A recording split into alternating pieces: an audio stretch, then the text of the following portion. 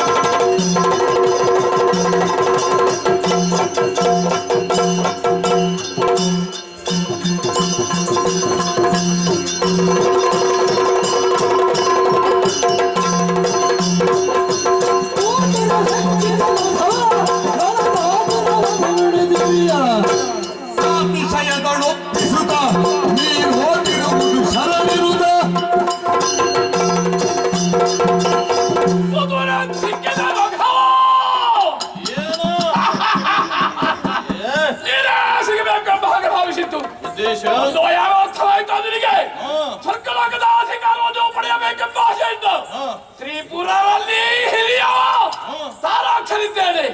ಸ್ವರ್ಗಲೋಕವನ್ನು ಒಪ್ಪಿಸುವ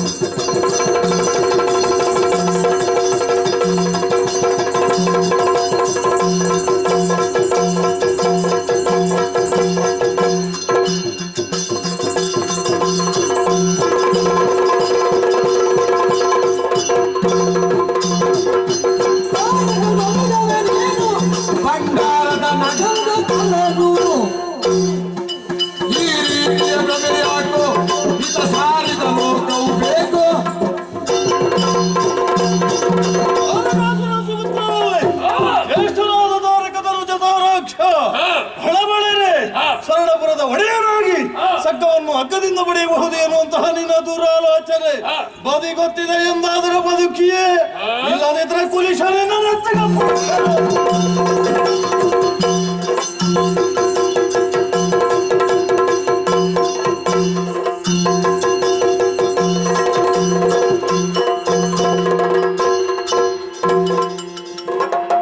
ಗಟ್ಟಿಯಾದರೆ ರೊಟ್ಟಿ, ತೆಳ್ಳಗಾದ್ರೆ ದೋಸೆ. ಇದೀಗ ಗಟ್ಟಿ ಅಂತ ತೆಳ್ಳಗಾದ ಎರಡೂ ಬೇಕಾದ್ರೆ ಮಾತಾಡಬೇಡ. ಅಣ್ಣ ಅಣ್ಣ ಇನ್ನ ಅಣ್ಣ ಮಣ್ಣು ತಿಂದ. ಯಾರು ಹೇಳಿ ಅಣ್ಣ? ನಾನು ಹೇಳೋದು ಈಗ ಅಣ್ಣನಾಗೋದು? ನಾನು ದೇವತೆ ಮತ್ತಿನ್ನೇನು? ಆದರೂ ಏನು ಆದರೂ ನಿಮ್ಮ ಹಿರಿತಾರೆ ಹಿರಿತರ ಈಗ ಅರ್ಥ ಅಂತ ನಿನಗೆ? ಅದೇ ಈಗ ಅರ್ಥ ಅಂತ ನಿನಗೆ? ಮೊದಲು ಗೊತ್ತಿತ್ತಪ್ಪ. ಮಾಡಿದ್ಯಲ್ಲ ಅರ್ಥ? ಯಾಕೆ ಬೇಕಾಗಿ ಕೈ ಸಾಗದೆ ಇದ್ದಾವಾಗ ಈಗ ಹೇಳಾಗುತ್ತೆ. ಕೇವಲ ಬಂದಲ್ಲಿಗೆ ಕೊಟ್ರೆ ಆಗುತ್ತದೋ? ಹಾಗೆ ನಿನ್ನಲ್ಲಿ ಏನುಂಟು ಎನ್ನುವುದನ್ನು ಪರೀಕ್ಷೆಗೊಟ್ಟಬೇಕೋ ಬೇಡ? ನೋಡಿದ್ಯಲ್ಲ, ನಿನ್ನಲ್ಲಿ ಅಂತಹ ಯೋಗ್ಯತೆ ಇದ್ದ ಕಾರಣವಾಗಿ ನಿನಗೆ ನಾನು ಶರಣಾಗಿದ್ದೇನೆ. ವೀರನಿದ್ದೀಯ, ಧೀರನಿದ್ದೀಯ, ಶೂರನಿದ್ದೀಯ, ಗಂಭೀರ ನಿದ್ದೀಯ. ಗೆದ್ದವ ಯಾರು? ಅದು ನೀನೆ. ನಾನು ಎಲ್ಲಿ ಕುಳಿತುಕೊಳ್ಬೇಕಾದ್ದು? ಏನ್ ಬೇಕಾದದ್ದು?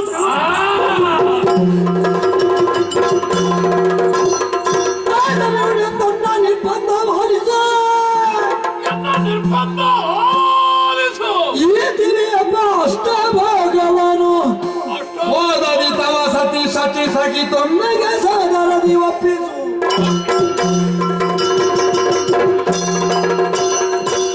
ಏನೋ ನಿನಗೆ ನಾಲಿಗೆಗೆ ಏನಾಗಿದೆ ಹೊಗಳಲಿಕ್ಕೆ? ರಾಜ ರಾಜಾಧೀಶ, ರಾಜ ನಕ್ಷತ್ರ ಚಂದ್ರೋದಯ, ವೈರಿ ಮದಗಜ ಸಿಂಹ, ಬಳಿರೇ ಸಾಮ್ರಾಟ್, ಬಹುಪರಾಗ್ ಬಹುಪರಾಗ್ ಬಹುಪರಾಗ್. ಸಾಕು ಹೊಗಳಿಕೆ ಅರ್ಥ ನಿಲ್ಲಿಸಿದ್ದು ಯಾಕೆ ಅಂತ ಅರ್ಥವಾಯಿತು. ಯಾಕದು? ಅದು ಪೂರ್ಣವಾಗಬೇಕಾದ್ರೆ ಸ್ವಲ್ಪ ಕೆಲಸ ಇದೆ. ಅಂದ್ರೆ ಇದು ಯಾವ ಪೀಠ? ಗಜವೀರೇಶ್ವರ ಅಮರಲೋಕದ ಅಮರ ಸಿಂಹಾಸನ. ಇದುವರೆಗೆ ಇಲ್ಲಿ ಕುಳಿತುಕೊಂಡಿದ್ದವ ಯಾರು? ದೇವೇಂದ್ರ. ಸತ್ಯ ಯಾರು? ನಾನು. ನೀನು ಕುಳಿತುಕೊಂಡಿರುವಾಗ ನಿನ್ನ ವಾಮಭಾಗದಲ್ಲಿ ಯಾರಿದ್ದರು? ನನ್ನ ವಾಮಭಾಗದಲ್ಲಿ ನನ್ನ ಹೆಂಡತಿಯೇ ಇದೆ. ಆದ್ದರಿಂದ ಅದರಿಗೆ ಮತ್ತೊಂದು ಹೆಸರು ಶಚೀಂದ್ರ. ನನಗೂ ಶಚೀಂದ್ರನಾಗಬೇಕೆಂಬ ಆಶೆ. ಅದು ಹೇಗೆ? ಹಾಗೆ ಹಾಗೆ ಸುಲಭ ಸಾಧ್ಯ. ನಿನ್ನ ಹೆಂಡತಿಯಾದಂತಹ ಶಚಿಯನ್ನು ಇಲ್ಲಿಗೆ ಬರ ಹೇಳು, ನನ್ನ ಎಡಭಾಗದಲ್ಲಿ ಕುಳಿತುಕೊಳ್ಳುವ ಹಾಗೆ ಮಾಡು. ಆಗ ತನ್ನಿಂತಾನೆ ಶಚೀಂದ್ರ ನಾನು ಆಗ್ತೇನೆ. ಅದಕ್ಕೆ ಬಿಟ್ಟುದಲ್ಲ ಸುರಪನ ಕಟಾಗಿ ಹದನವ ನೀನಾಡಬಹುದೇ ಕದನದಿ ಕೇಳೋಡೆ ಸುಧತಿಯ ಬಯಸುವುದು ಇದು ಧರ್ಮವಾಗುವುದೇ ಪೇಳು ಪೇಳು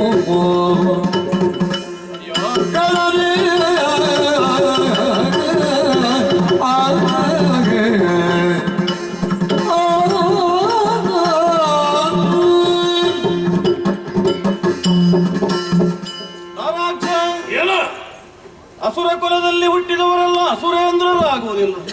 ಅಸುರ ಕುಲದಲ್ಲಿ ಸಂಚರಿಸುವುದರೆಲ್ಲ ಅಸುರ ಕುಲ ಸಾಮ್ರಾಟರೂ ಆಗುವುದಿಲ್ಲ. ಎಲ್ಲ ಯೋಗ್ಯತೆಯನ್ನು ವೈಗೂಡಿಸಿಕೊಂಡವನು ನೀನಿದ್ದೀಯ.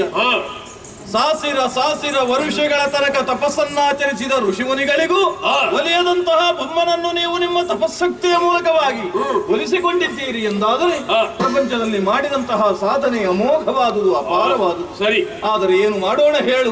ಅಮರಲೋಕದ ಮೇಲೆ ಅಭಿಯೋಗವನ್ನು ಮಾಡಿದೆ. ನಿನ್ನದೇ ಆದಂತಹ ಸ್ವರ್ಣಪುರವಿದ್ದು ನನ್ನದೇ ಆದಂತಹ ನಾಕವನ್ನು ಕೈಸಾಧೀನಪಡಿಸಿಕೊಂಡಾಗ ಕೈಸೋತಂತಹ ನಾನು ಸಮರ್ಪಣ ಭಾವನೆಯಿಂದ ಎಲ್ಲವನ್ನೂ ನಿನ್ನ ಪದತಲಕ್ಕೆ ಅರ್ಪಿಸಿದೆ ಎಂದಾದರೆ ಮಾಡುತ್ತಿರುವುದು ನನ್ನ ಸರಿಯೇ ಹೇಳು. ಬರ ಹೇಳುವುದು ಕಾಯೇನ ವಾಚಾ ಮನಸ ತ್ರಿಕರಣ ಪೂರಕವಾಗಿ ಸಪ್ತಪದಿಯನ್ನು ದುಡಿದು ಮದುವೆಯಾದಂತಹ ಸತಿಯನ್ನು ಬಯಸುವುದು ಲೇಸೇ ಹೇಳು. ಈ ಪ್ರಪಂಚದಲ್ಲಿ ಧರ್ಮಾಧರ್ಮಗಳು, ನ್ಯಾಯಾನ್ಯಾಯಗಳು, ಸತ್ಯಾಸತ್ಯತೆಗಳು ಪ್ರತಿಯೊಂದೂ ಇಲ್ಲವೇ? ಈ ದ್ವಂದ್ವಾರ್ಥದಲ್ಲಿರುವಂತಹ ಸಮಯದಲ್ಲಿ ಯಾವತ್ತೂ ನಾವು ಅಧರ್ಮದ ಮೆಟ್ಟಿಲನ್ನು ತುಳಿಯಲಾಗದು, ತುಳಿಯಕೂಡದು. ಧರ್ಮ ಪ್ರಕಾರವಾಗಿ ಸಾಗಬೇಕಾದದ್ದು ನಿನ್ನಂತಹ ಸಜ್ಜನರಿಗೆ ಲಕ್ಷಣವಲ್ಲವೇ? ಆದುದರಿಂದ ಸರ್ವವನ್ನೂ ತಿಳಿದಂತಹ ನೀನು ವಿವೇಕ ಶೂನ್ಯನಾಗಬೇಡ. ನನ್ನ ಸತಿಯನ್ನು ಬಯಸುವುದು ಧರ್ಮವಲ್ಲವಪ್ಪ. ಮಾತಾಡುತ್ತಾ ಆಡುತ್ತಾ ಸರ್ವವನ್ನು ತಿಳಿದವ ನೀನು ಅಂತ ಒಪ್ಪಿಕೊಳ್ತೀಯ ನೀನು? ಹೌದಾ? ಒಪ್ಪಿಕೊಂಡಿದ್ದೀಯ ನೀನು? ಹಾಗಾದ್ರೆ ಇದನ್ನು ಯಾಕೆ ನಾನು ತಿಳಿಯಲಿಲ್ಲ ಎಂಬ ಹಾಗೆ ಹೇಳೋದ ನೀನು? ಸರ್ವವನ್ನು ತಿಳಿದಂತಹ ನಿನಗೆ ಯಾಕೆ ಈ ಮೌಢ್ಯ ಕವಿಯಿತು ಎನ್ನುವುದೇ ನನ್ನ. ಏನೇನು ಇಲ್ಲ, ಮೌಢ್ಯ ಕವಿಯಿಲ್ಲ. ನನಗೆ ಶಚಿ ಬೇಕು ಅಂತಲ್ಲ, ನಿನಗೂ ಉಂಟಲ್ಲ. ಹಾಗೆ ಯೋಚಿಸಬಾರದು. ಯಾಕೆ? ತನಗೆ ಮತ್ತೊಬ್ಬ ಹೆಂಡತಿ ಬೇಕು ಅಂತಲ್ಲ, ಮತ್ತೊಬ್ಬರಿಗೆ ಇದ್ದಾಳೆ ಅಂತ ಹೇಳಿ ಮತ್ತೊಬ್ಬ ಮದುವೆಯಾಗುತ್ತಾನೆ ಹೇಳು. ಉಳಿದವರಿಗೆಲ್ಲ ನಿನ್ನ ಮಟ್ಟಿಗೆ ಅಷ್ಟೇ ಇರೋದು. ಈಗ ನಾನು ಹೇಳಿದ ಹಾಗೆ ಕೇಳ್ತೀಯೋ? ಅದು ಧರ್ಮವಲ್ಲ. ಯಾಕೆ ನೀನು ಅಲ್ಲ, ಮುಂದೋಣ ದಾರಿಯನ್ನು ನಾನು ಪ್ರವೇಶ ಮಾಡಿದ ಎತ್ತರದಿಂದ ಯಾಕೆ ದಪ್ಪನ ಕೆಳಕ್ಕಿಳಿವೇ ಹೇಳು. ನನಗೆ ಬಿಟ್ಟದ್ದು. ನನ್ನ ಬಗ್ಗೆ ನಿನಗೆ ಏನೇನೂ ಬೇಕಾಗಿಲ್ಲ. ನೀನೊಂದು ಮಾತು ಸರಿಯಾಗಿ ಕೇಳು. ಏನು? ನಾನು ಹೇಳಿದ ಹಾಗೆ ಶಚಿಯನ್ನು ನೀನಾಗಿ ಕಳುಹುತ್ತಿ ಸ್ವಲ್ಪ ನಿರುತ್ತೇನೆ, ಸಾವಧಾನವಾಗಿರ್ತೇನೆ. ಅದಲ್ಲ, ಓ ಆ ಕಂಬಕ್ಕೆ ನಿನ್ನನ್ನು ಕಟ್ಟಿ ಹಾಕಿ ಶಚಿಯನ್ನು ಇಲ್ಲಿಗೆ ಬಾರಿಸಿ ಹೇಳಬೇಕ. ಮತ್ತೆ ಬೇಡ, ನಾನೇ ಪ್ರಯತ್ನವನ್ನು ಮಾಡ್ತೇನೆ.